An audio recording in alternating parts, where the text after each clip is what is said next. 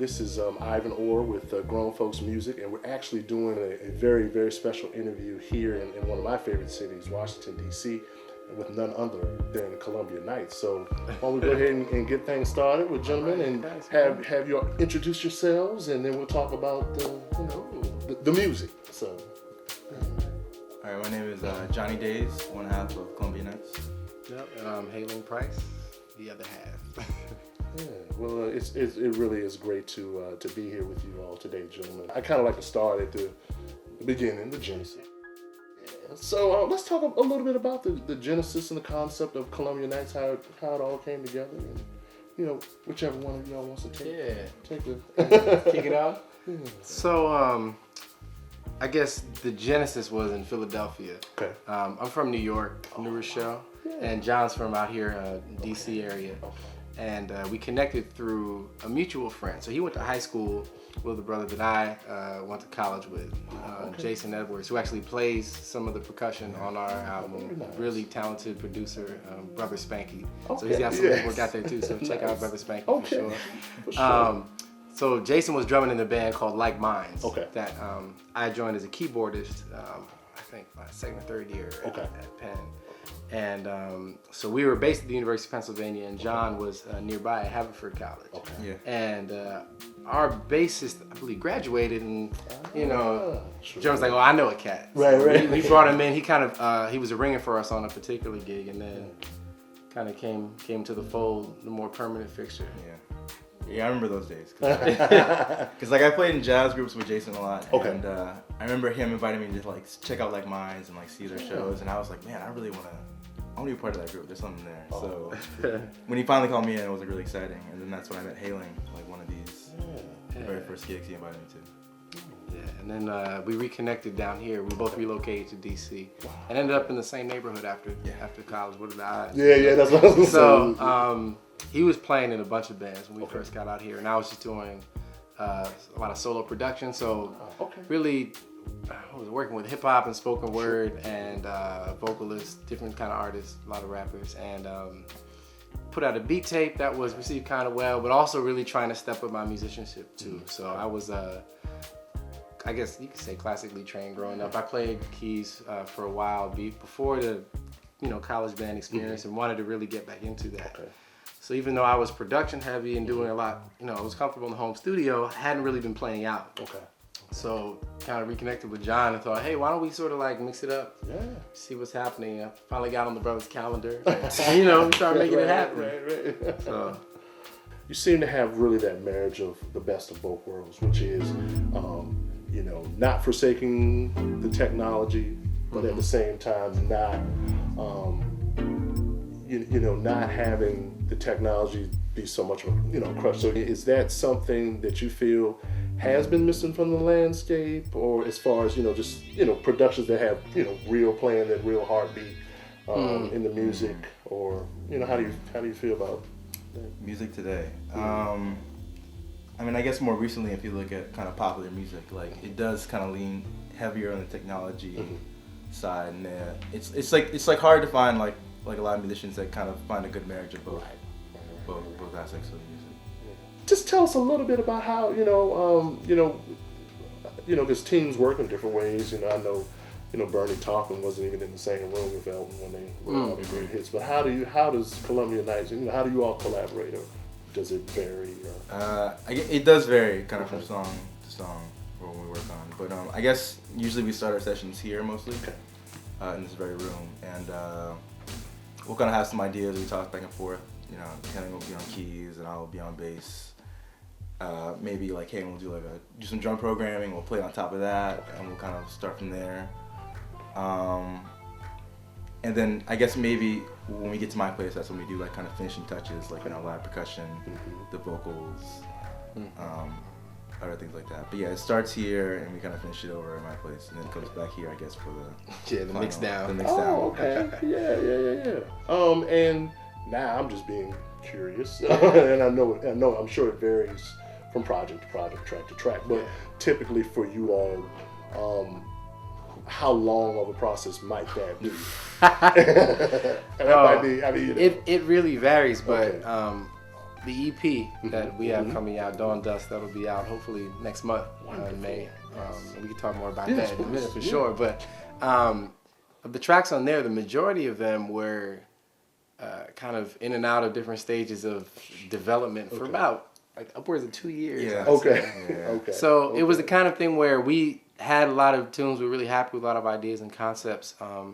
And we're obviously at the time working with our sister Soraya Abdul-Malik, who's a really gifted vocalist down here in DC, and she's the only vocalist featured on our first project.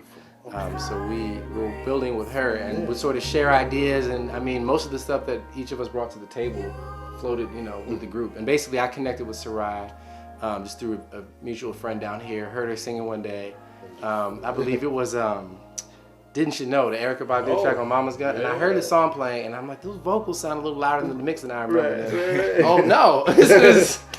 So she just blew me away, and we instantly kind of bonded over some similar artists. And I just kind of picked up the conversation with JD, so I got to meet this cat. So long story short, the three of us got together, and we showed her some of the stuff we'd begun working on.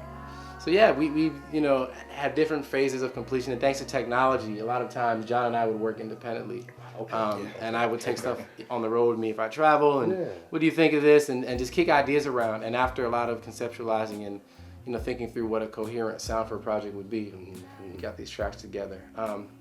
So yeah, I could say it could take anywhere from 2 to 3 weeks to a year or two. Right, that's right. You all really have some really exciting things coming on with Record Breakin. That's right. So another Philly connection. And so let's talk about the deal a little bit and how that may work for you all. And I guess you're the one who kind of. Explain your connection to. Sure. So it was through a mutual friend. Again, it's funny how small the world is. Philly's a dope music town because there are very few degrees of separation up there. Okay. So I've probably been down here for about a year, and or so. We had a few tracks actually because it was after the Little Dragon cover we did, right? Yeah. We had a few things that were complete. Okay. And we were working on a track, and my buddy from Philly stopped into town with her partner, and she said, "Hey, just want to come through, say hello." So he and I think I was tracking a bass line of his that something killing like always. He was holding it down. So they come in, "Oh, this guy's really playing." I think you were just starting to mess with the octave pedal. Oh, that's right, Yeah, so we got some really like low subby kind of almost like sawtooth stuff going on coming out of the live 4-string. And long story short, they come in. And this brother who we hadn't met before was really excited about what he heard. It wasn't even like a music kind of meetup. And, he looked me dead in the eye and said, "Look, I have a friend. You need to email with this track like immediately." Wow. He said, "Email this guy, tell him I sent you." And, I hit him up, and it turns out that DJ Junior, who runs Record Breakin, has been a great friend and mentor and kind of advisor to us. Yeah, right. We call him Uncle Junior. But at the time, I thought he has this weekly radio show on WKDU in Philly. Okay. So I'm like, oh, dope. We got a spin on FM radio. He played it, and then he hit us back like, by the way, who's putting this out? I was like, we are. Right. So that's kind of how the conversation started. Oh, that is so. So that was about I don't know, late summer 2011. Okay. So maybe like 9 months ago or something. Yeah. Plans to do a video for any particular song? We actually did film this past week. We started filming one of our the second song off. Okay. Bright and early, man. It was like, I forget, it was Jordan playing the jazz, but I tried to pretend like I had my Bulls jersey on, man, because it was like 6 a.m. on a work day, and I was fighting the flu at the time. It was just, but it's fun. So it's for the love of the game. Yeah. Right. But you can tell me that when we were freezing in the park. Right. It's like, so I'm not supposed to wear that coat. Right. We gotta get this shot. Yeah. But no, we work with brother Wilder C. Harris. He's a really gifted videographer. Definitely want to shout him out, and hope to be working with him again in the future. And actually, Cat we went to school with also. Oh, wonderful. Yeah, lots of, and that's been kind of a theme, and I think that's just important. That just connections, right? And keep it in the family, man. Yeah, and I mean, just getting to know you all, first electronically and now in person. Just wanted to ask you about this area. Just kind of a vibrant area. Full of arts and culture. And how does that find its way into the music? I guess. It's a great That's a question. good question. I know, like, I just being here the past 2-3 years or so, and like kind of playing out a bit on U Street, a bit on like the area right outside of DC, playing in churches and stuff. Like there is like definitely, I almost feel like there's a renaissance happening. Like there's a lot of like energy, a lot of like younger musicians, a lot of younger and talented artists, like photography, film, painting, drawing. Like, there's so many like all different types of forms of arts. Like there are a lot of like younger artists here which are very, very talented. So like you kind of get that energy. It kind of seeps into you a bit when you're just in that setting.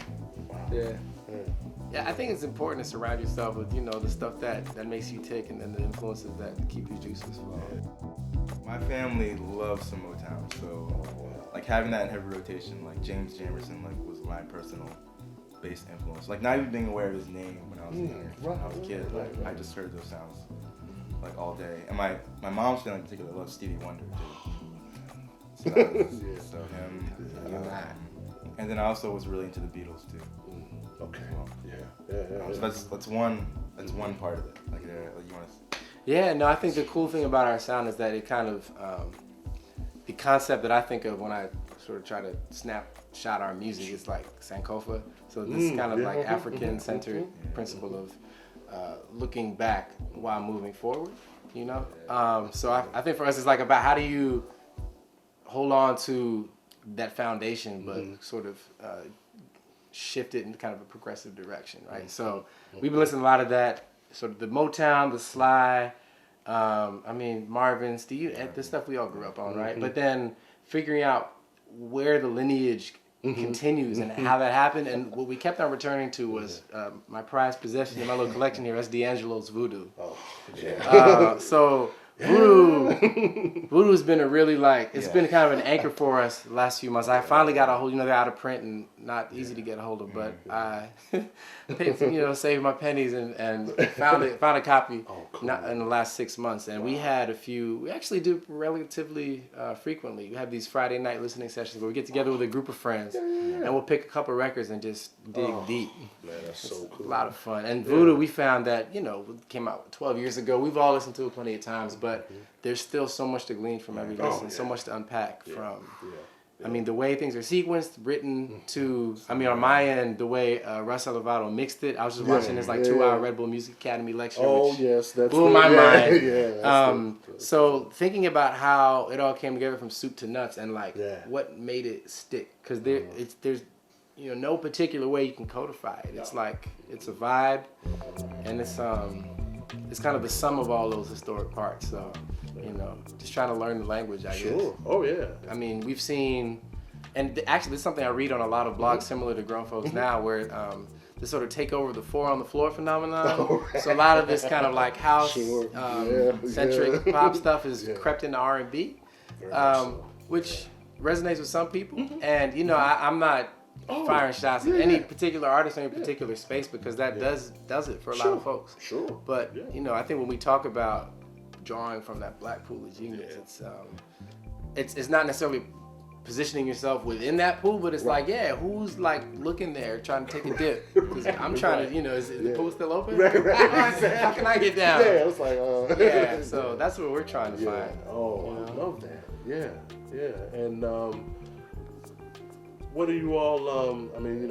We got the EP coming, and then looking towards to longer play. One day. We're working but future plans? And we're hoping to release a full length at some point.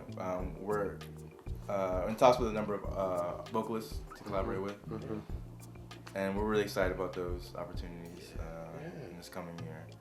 So in terms of a date, we don't know just yet. Sure. We want to kind of take our time and let it stew and let it be organic and genuine. Certainly. When it comes out. Yeah. Well, this is. I cannot tell you all what a joy and a pleasure this has been for me. The first video. Definitely, we don't do this every day. Yeah, but this has been a blast. Columbia Nights. Thank you so much, man. Thank you all.